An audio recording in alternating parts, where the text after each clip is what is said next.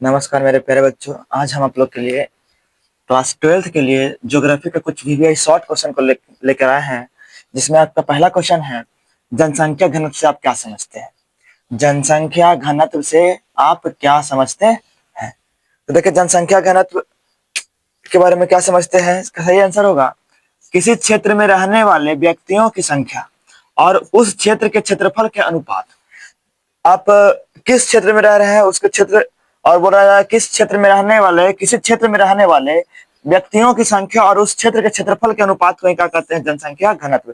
किसी क्षेत्र में रहने वाले व्यक्तियों की संख्या और उस क्षेत्र के क्षेत्रफल के अनुपात को क्या कहा जाता है, जनसंख्या घनत्व कहा जाता है। जैसे माना जाए, जैसे कहने का मतलब हो गया 1 किलोमीटर लंबाई, इसका मान लेते हैं 1 किलोमीटर है, 1 किलोमीटर स्क्वायर, 1 किलोमीटर लंबाई भी और 1 किलोमीटर चौड़ाई भी।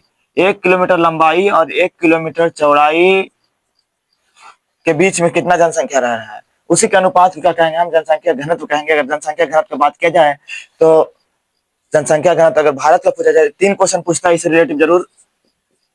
भारत का जनसंख्या घनत्व, अब भारत का जनसंख्या घनत्व बोलेगा तो इसका सही आंसर हो जाएगा 382 व्यक्ति प्रति किलोमीटर स्क्वायर। भारत का जनसंख्या घनत्व कितना है, 382 व्यक्ति प्रति किलोमीटर स्क्वायर। और अगर बात किया जाए भारत के अंदर जनसंख्या घनत्व किस राज्य का सबसे अधिक है, तो सबसे अधिक जनसंख्या घनत्व वाला राज्य की बात बोला जाए तो वो है बिहार।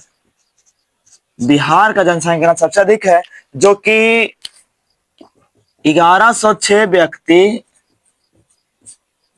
प्रति किलोमीटर स्क्वायर है।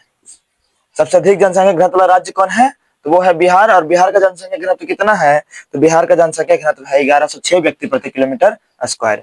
और अगर बात किया जाए कि भारत में सबसे कम जनसंख्या घनत्व किस राज्य का है, तो सबसे कम जनसंख्या घनत्व है अरुणाचल प्रदेश का। अरुणाचल प्रदेश का जनसंख्या घनत्व है मात्र 17 व्यक्ति प्रति किलोमीटर स्क्वायर। मात्र 17 व्यक्ति प्रति किलोमीटर स्क्वायर ही अरुणाचल प्रदेश का जनसंख्या घनत्व है। कहने का मतलब सबसे कम जनसंख्या घनत्व वाला राज्य अरुणाचल प्रदेश, सबसे अधिक जनसंख्या घनत्व वाला राज्य बिहार। और भारत का जनसंख्या घनत्व बात किया जाए तो भारत का जनसंख्या घनत्व कितना है, 382 व्यक्ति प्रति किलोमीटर स्क्वायर। इसी प्रकार चलिए दूसरा क्वेश्चन देखते हैं। आपका दूसरा क्वेश्चन है, मानव भूगोल के कुछ उप क्षेत्रों के नाम लिखिए। मानव भूगोल के कुछ उप क्षेत्रों के नाम लिखिए। देखिए, मानव भूगोल अगर बात किया जाए, मानव भूगोल के जनक किसे कहते हैं, तो मानव भूगोल का जनक जो हो जाएगा, इसका सही आंसर हो जाएगा रैटजेल। रैटजेल मानव भूगोल का जनक कौन है, रैटजेल। केवल भूगोल बोला जाएगा, अगर केवल बोला जाए भूगोल, तो भूगोल का जनक कौन होगा, भूगोल का जनक हो जाएगा इरेटोस्थनीज। इरेटोस्थनीज भूगोल का जनक इरेटोस्थनीज, मानव भूगोल का जनक रैटजेल। तो क्वेश्चन पूछा मानव भूगोल के कुछ उप क्षेत्रों का नाम लिखिए। मानव भूगोल के क्षेत्र नहीं बल्कि उप क्षेत्र। तो मानव भूगोल के देखिए, मानव भूगोल के निम्नलिखित उप क्षेत्र हैं। मानव भूगोल के क्या है, मानव भूगोल के निम्नलिखित उप क्षेत्र हैं।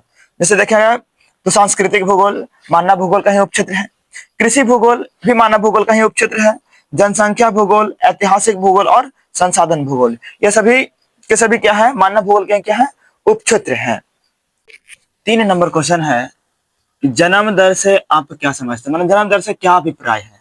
अब जन्म दर से क्या अभिप्राय है, जन्म दर क्या होता है, तो इसके बारे में देखिए। इसके बारे में बताया गया है कि किसी विशेष क्षेत्र में एक वर्ष के दौरान, कोई भी विशेष क्षेत्र हो और वहां का समय कितना हो, कम से कम 1 वर्ष, कोई निश्चित समय। जैसे बताया गया किसी विशेष क्षेत्र में 1 वर्ष के दौरान प्रति 1000 स्त्रियों द्वारा, 1000 स्त्रियों द्वारा, प्रति 1000 का मतलब 1000 स्त्रियों द्वारा जन्म दिए गए जीवित बच्चों की संख्या को, मृत नहीं बल्कि जीवित बच्चों की संख्या को ही क्या कहते हैं, हम जन्म दर कहते हैं। 1000 स्त्री पर किसी विशेष क्षेत्र में, 1000 स्त्रियों पर किसी विशेष क्षेत्र में और किसी वर्ष, किसी खास वर्ष, जैसे कोई भी समय हो, निश्चित हो, मतलब यहां लिया गया 1 वर्ष। तो किसी भी विशेष क्षेत्र में 1 वर्ष के दौरान प्रति 1000 स्त्रियों को द्वारा दिए गए जीवित बच्चों की संख्या, जन्म दिए गए जीवित बच्चों की संख्या को क्या कहते हैं हम लोग, जन्म दर कहते हैं। इसके बाद क्वेश्चन नंबर 4 है, मृत्यु दर से क्या अभिप्राय है। जिस प्रकार से जन्म दर हुआ उसी प्रकार से हम मृत्यु दर का ही परिभाषा को बताएंगे। मृत्यु दर से क्या अभिप्राय है, तो देखिए किसी विशेष क्षेत्र के किसी विशेष क्षेत्र में से भी, किसी विशेष क्षेत्र में एक वर्ष के दौरान प्रति हजार जनसंख्या पर, प्रति हजार जनसंख्या पर, यहाँ क्या था प्रति हजार स्त्रियों द्वारा, लेकिन यहाँ क्या है प्रति हजार जनसंख्या पर। कारण क्या है कि अगर बच्चा का जन्म देने का बात हो तो केवल स्त्री ही देगी, मगर मरने का बात हो तो मर तो कोई भी सकता है। तो प्रति हजार जनसंख्या पर होने वाले मृतकों की संख्या, मृतकों में सभी कोई शामिल रहेगा, बच्चा से लेकर के बूढ़ा तक, प्रति हजार स्त्रियों पर होने वाले मृतकों की संख्या को ही क्या कहा जाता है, मृत्यु दर कहा जाता है। अगला क्वेश्चन है क्वेश्चन नंबर 5, मानव भूगोल को परिभाषित करें। मानव भूगोल को परिभाषित करें। ऐसे तो मानव भूगोल को बहुत सारे व्यक्तियों ने अलग अलग ढंग से परिभाषित किया है, लेकिन इसमें बताया गया है मानव भूगोल को परिभाषित करें। जो हम बताते हैं इसमें, मानव भूगोल का क्षेत्र बहुत ही व्यापक है। मानव भूगोल का क्षेत्र क्या है, बहुत ही व्यापक है और विस्तृत भी है, साथ साथ विस्तृत भी है। व्यापक के साथ साथ क्या है, बहुत विस्तृत ही है। यानी कहना है कि मानव भूगोल का क्षेत्र बहुत ही व्यापक और विस्तृत है। इसमें मनुष्य की आर्थिक क्रियाएं के अलावा कुछ अन्य क्रियाओं को भी शामिल किया गया है। मानव भूगोल के अंतर्गत मनुष्य की आर्थिक क्रियाओं के अलावा भी कुछ अन्य भी क्रियाओं को शामिल किया गया है, जिसमें बताया गया है पहला क्या है, जनसंख्या का वितरण एवं जन घनत्व, जनसंख्या का वितरण एवं घनत्व। दूसरा है आवास एवं प्रवास, आवास एवं प्रवास। तीसरा है नगर परिवहन के साधन एवं मार्ग, नगर में परिवहन के साधन एवं मार्ग। ये सब क्या है, जनसंख्या मानव भूगोल को ही परिभाषित करने का एक साधन है। मानव भूगोल का क्षेत्र बहुत ही व्यापक और विस्तृत है।